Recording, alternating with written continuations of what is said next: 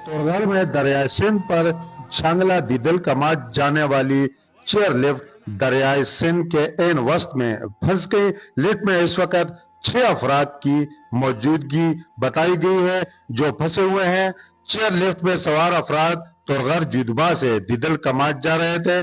DC तोरगढ़ Safdar आजम Qureshi, rescue टीमें और मकामी लोग मौका पर पहुंच गए हैं और लिफ्ट में फंसे अफराद को बाहिफाजत निकालने के लिए ऑपरेशन शुरू कर दिया गया है।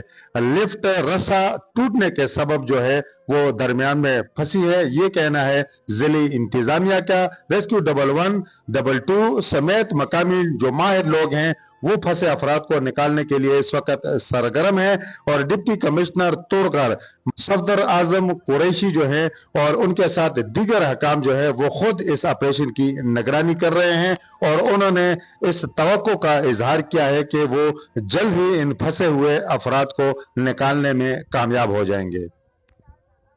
दूसरी जानब तोरगढ़ से रुकन सूबाई असम्बली लायक मोहम्मद खान के हवाले से कहा जा रहा है कि उन्होंने इस हवाले से वजीर आला अली अमीन गंडापुर से भी राब्ता किया है और वजीर आला ने भी मजीद टीमें इलाके में रवाने का हुक्म जो है वो दे दिया है ताकि जो लिफ्ट में फंसे हुए अफराद हैं उन्हें बहिफाजत निकाला जा सके।